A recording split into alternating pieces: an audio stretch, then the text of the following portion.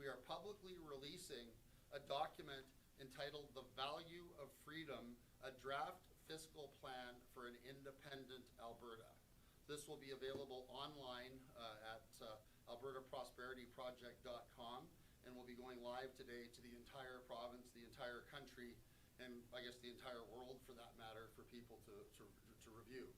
What this document demonstrates, well, first of all, before I get into that, I want to thank all of the people that were involved in putting this together, especially Mr. Dennis Kalma, who is the principal author of this document. There are literally thousands of hours of work that have gone into this document. It's been reviewed by economists, it's been reviewed by bankers, it's been reviewed by actuaries, accountants, and many, many others, including Dr. Beaudry, Mitch Sylvester, LeVar Payne, members of the Alberta Prosperity Project's team, as well as other volunteers all the way across the province that have provided their input into what we think is a truly outstanding document that presents an incredible picture for a free and independent Alberta and the fiscal prosperity that Albertans will enjoy the day that they declare independence from Canada and stop sending $70 billion a year in taxes, CPP, and UI to Ottawa, to have only a fraction of that money trickle back to us in so-called federal transfers. What this document demonstrates is that after fully costing all federal services that will now be provided by the independent country of Alberta, including 3% of GDP for an Alberta military, tripling the spend on Indigenous people in this province to lift them out of the abject poverty that the government of Canada has kept them in for over 150 years. Following that, Alberta will be left with and fully paying for all of our present health care, improving our health care, creating the fiscal capacity to cut pension contributions in half while doubling pension payments to pensioners in Alberta. Alberta will be left with a fiscal surplus of between $23.6 billion and $45.5 billion a year after fully paying for all of the things that Ottawa currently pays for in Alberta, including an Alberta military, and tripling the spend on Indigenous people in the province of Alberta. What this demonstrates is that within year one of Alberta independence, the taxes for Albertans overall can be slashed between 33 to 55%, and with the fiscal capacity created by an independent Alberta and freeing ourselves from federal regulations and federal taxation, that Alberta can literally become the most prosperous country in the world with the highest GDP per capita of any country in the world.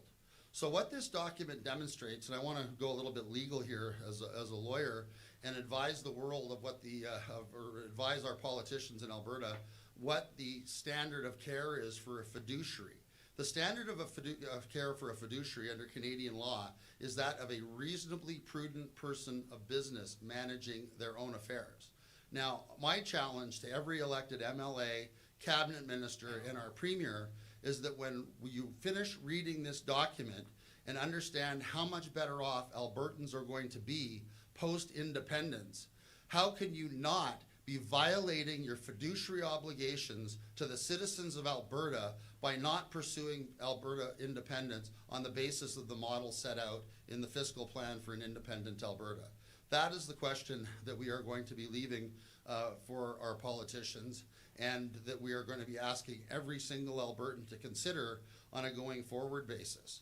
This document has been drafted and prepared with an extremely conservative view and extremely conservative estimates as to the economic projections contained in this document. We do not take into account the massive economic growth within the body of this document, the massive economic growth that will follow Alberta independence the minute Alberta declares itself independent. Normal businesses that don't thrive on government subsidies by building giant carbon-sucking machines, normal businesses thrive in a low-tax, low-regulatory environment. This document sets out the framework for one of the lowest taxed, lowest regulated business environments in North America. Business will flock to Alberta, and that business will make the projections in this document seem completely out of date in terms of how low these projections are and how much we've underestimated the fiscal capacity of a future Alberta.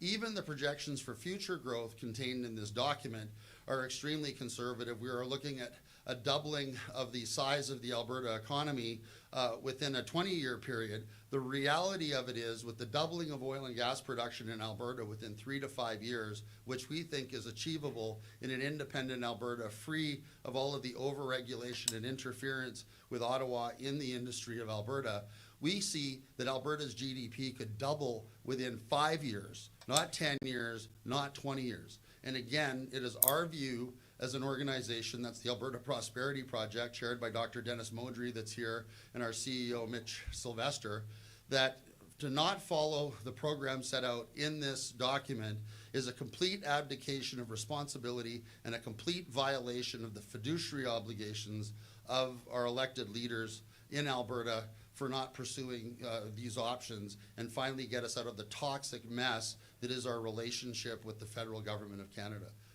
Those are my remarks, subject to any questions. If you have any questions, I have a mic here.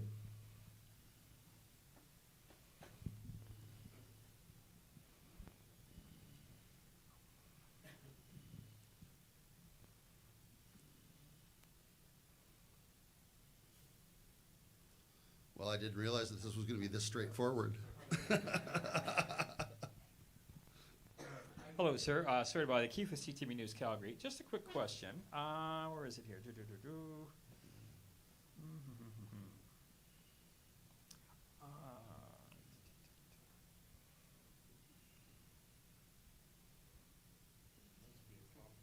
It's a complicated question. Sorry, just a quick question. If we go independent, do we still use Canadian currency? Well, right now, what we're talking about is that there'll be a transitional currency. We see the currency likely being the U.S. currency because, of course, the Canadian dollar is a petrodollar largely supported by Alberta. I think the day Alberta declares independent, the Canadian dollar starts trading on par with the Polish zloty. So I would largely supported by Alberta. So I would imagine that we'd initially be trading in U.S. dollars, but there is a plan in this document to develop a made in Alberta currency that would not be a fiat currency. Yes.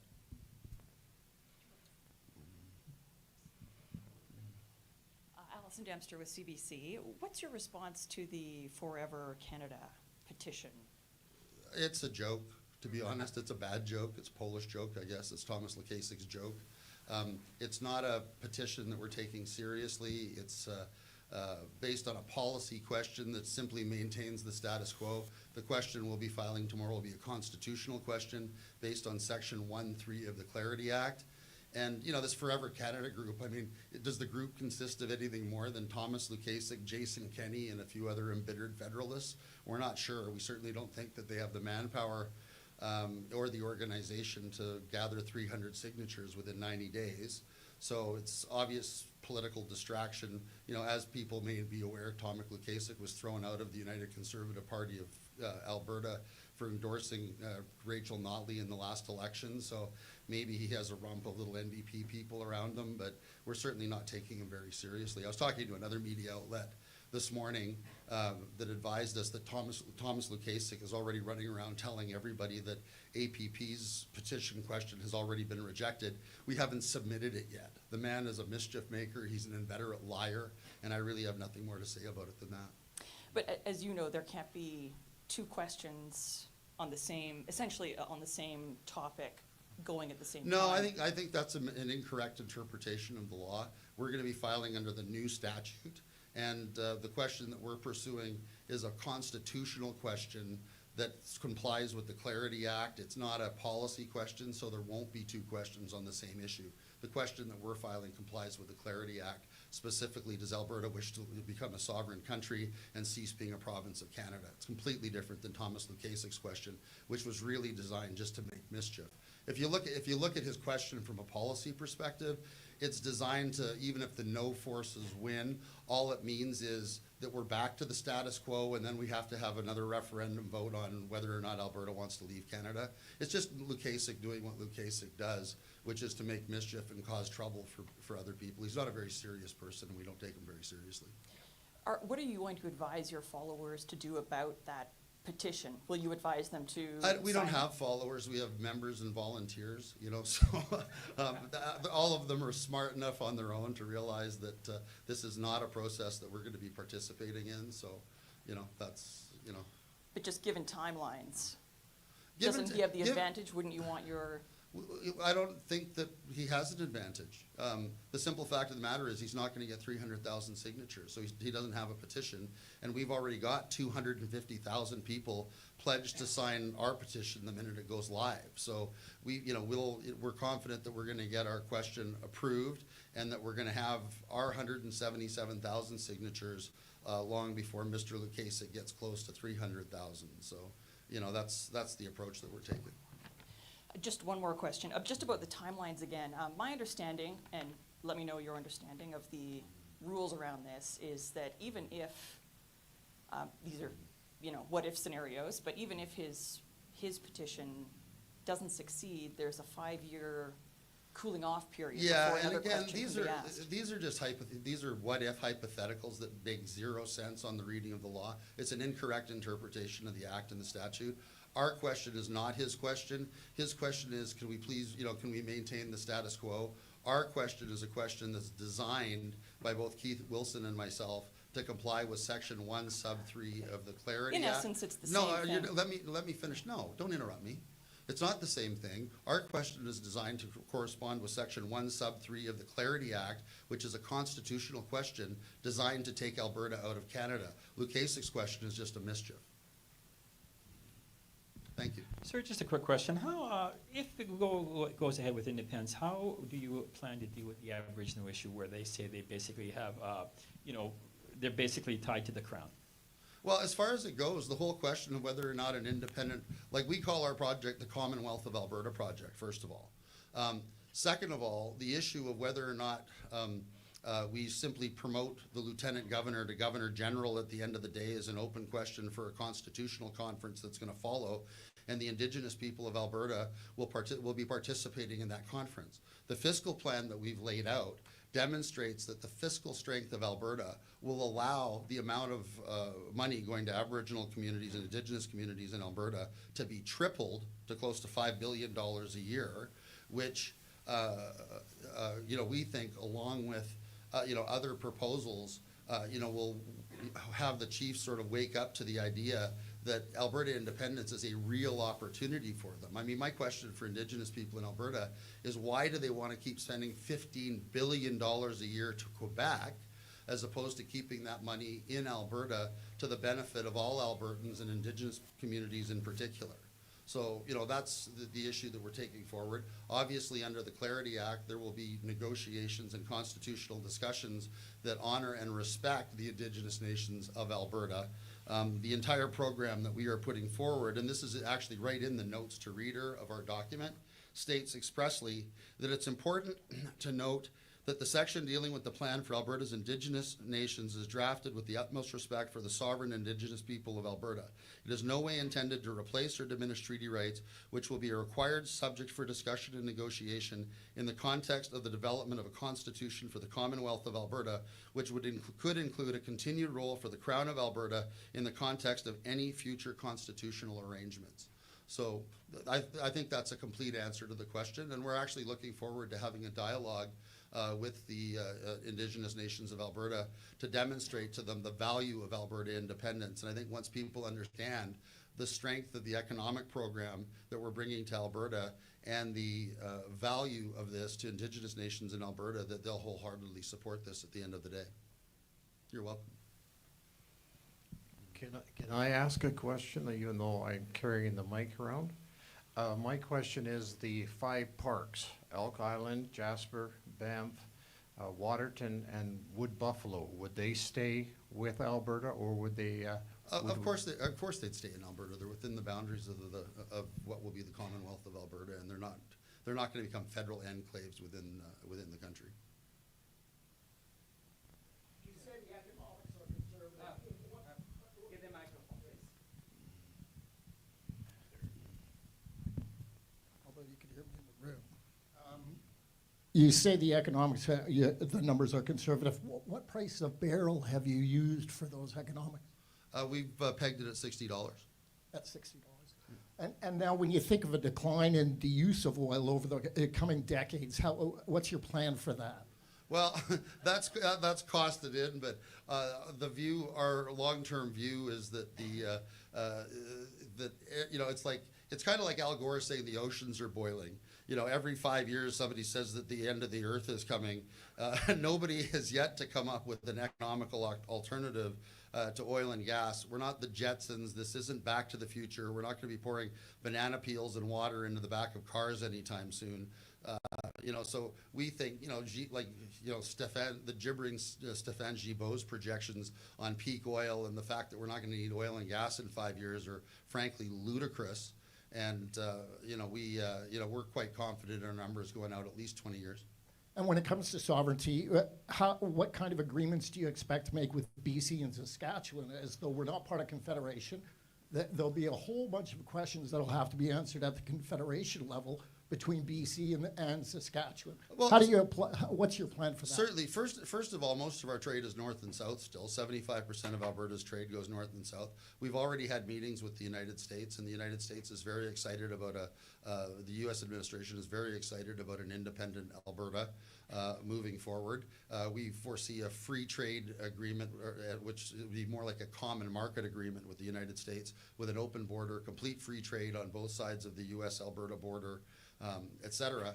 And we would look forward to the same type of relationship with British Columbia and Saskatchewan. Let's face it, we're interconnected by railways, we're connected by history.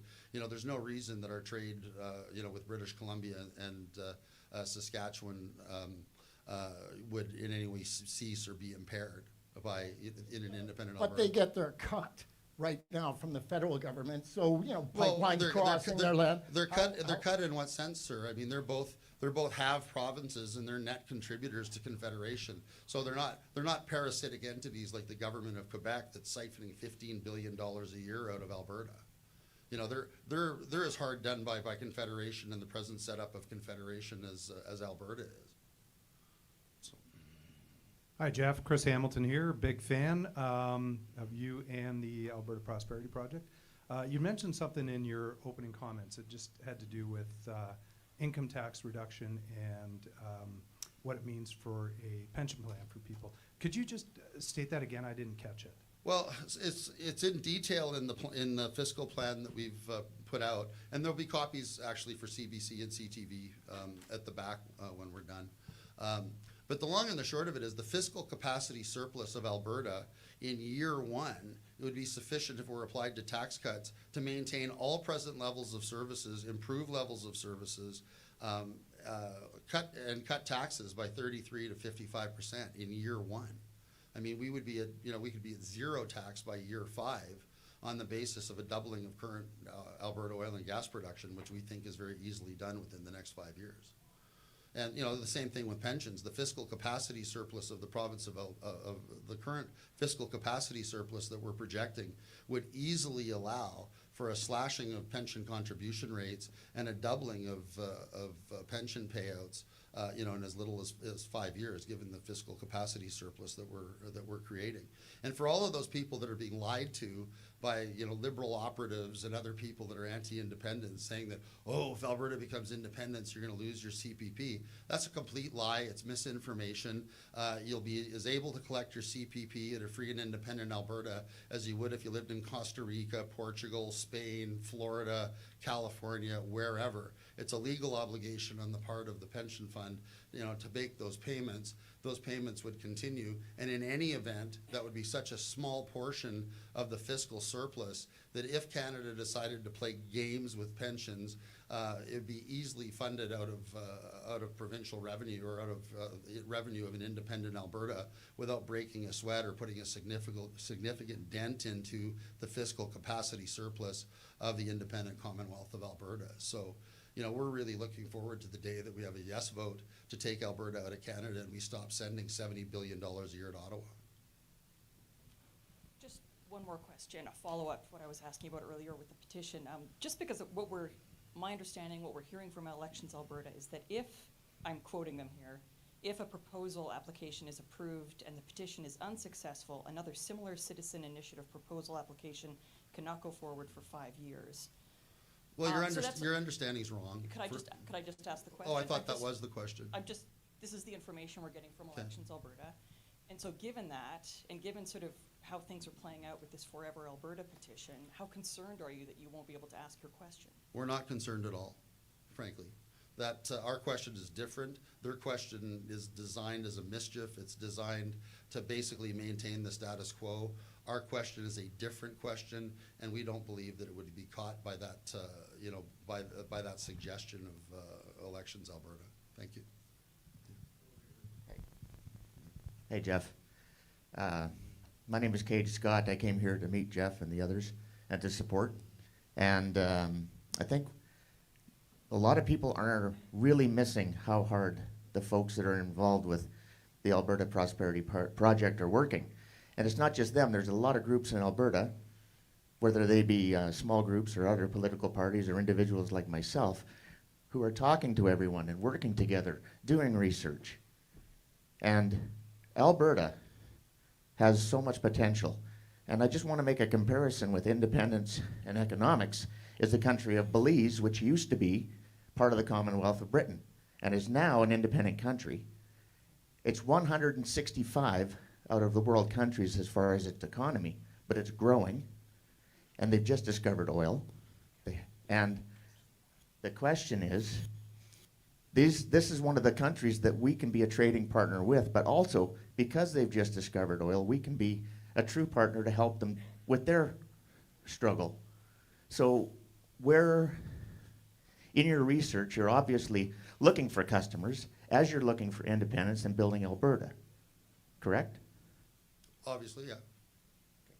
So no, but as far as it goes, the whole purpose of this exercise today is to demonstrate on paper that on a going forward basis, an independent Alberta will be far better off than an Alberta within Confederation. Obviously, new markets will open up as we go, but quite frankly, you know, on the plan going forward, we foresee no difficulty whatsoever for Alberta meeting the targets set out in this document, given the conservative nature of the targets that are set and the economic projections that were used.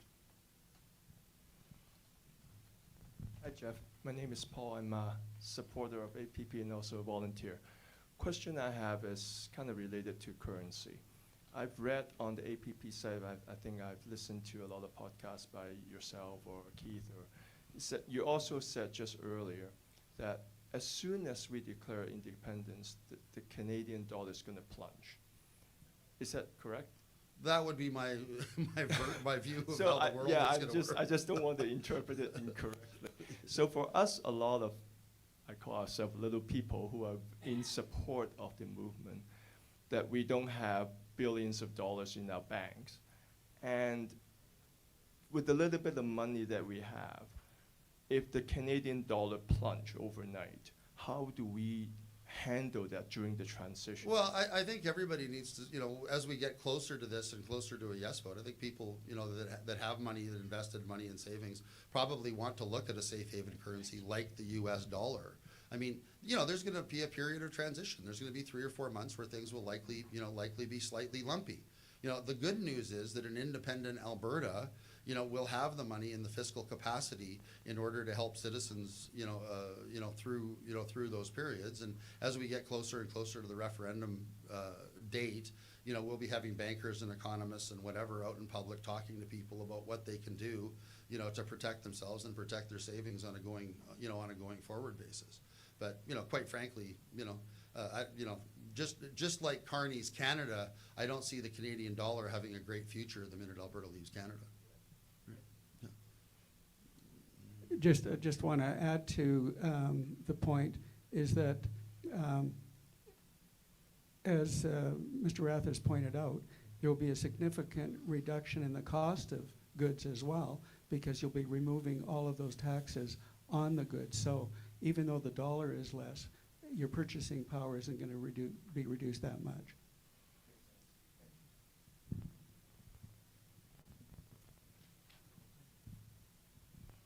Yeah, hi. So on the currency issue, are you open to the idea of Alberta regulated financial institutions having 1% of their assets in, say, something like gold, maybe silver, maybe copper, maybe oil? Because in that case, Mark Carney is talking about spending $150 trillion on the green initiative and is a big fan of central bank digital currency. Alberta actually going its own with 1% in gold, for example, would mean that even if he tries to collapse the Canadian dollar and move toward a central bank digital currency, Alberta would be protected. How do you feel about that? Well, I think anything that we can do to move away from, the Mark Carney dollar. I mean, we have some amazing volunteers within APP, and a gentleman that came forward last week just retired from the Bank of Canada and as an economist, and he shocked me. We were having a conversation, and he said, he says, if everybody's wondering why everything costs twice as much, he said it's because Carney advised Trudeau to double the M2 money supply in Canada. So literally in the last 5 years, Trudeau and the federal government have doubled the amount of money in circulation. So anybody understanding basic economics, you double the amount of something, you cut its value in half. So obviously an independent Alberta is going to want to defend itself from Mr. Carney, who we regard as an existential threat to the province of Alberta, and his ongoing currency manipulation to the detriment of every working man and woman in the province, currently in the province of Alberta.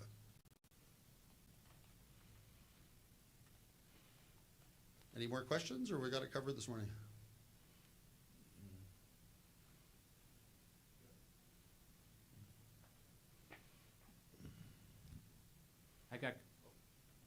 I got questions from the audience here who are watching online here. One of the questions kind of relates to money. It says, how much of Canada's debt will Alberta be obligated to pay if we separate? That's my favorite question. None.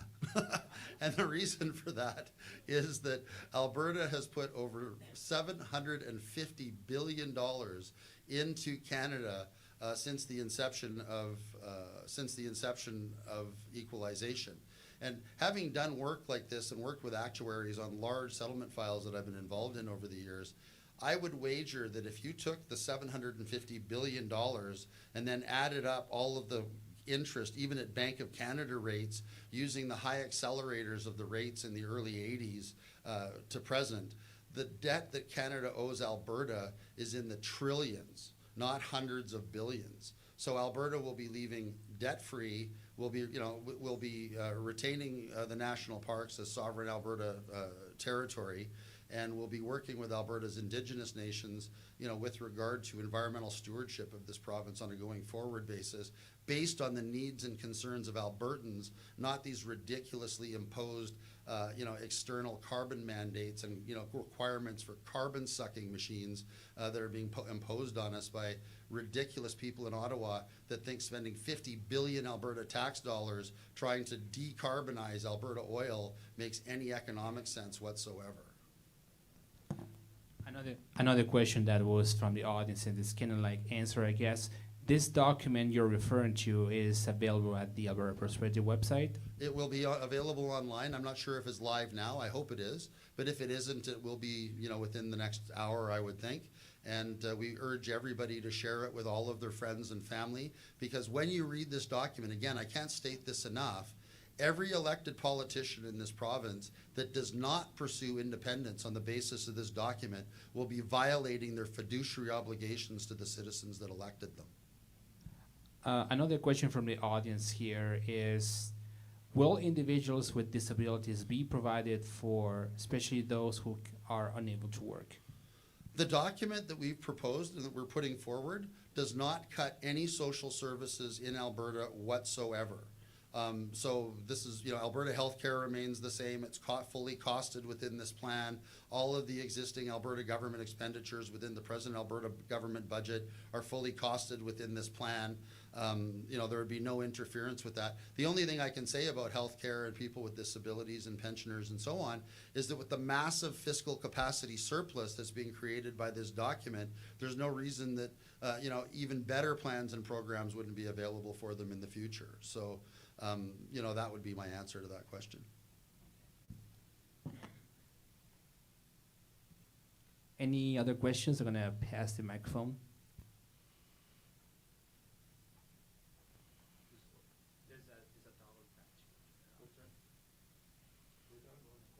Yeah. Dr. Modry, do you have anything to add before we wrap up? No, I don't have anything to add, Jeff. I think you did a great job.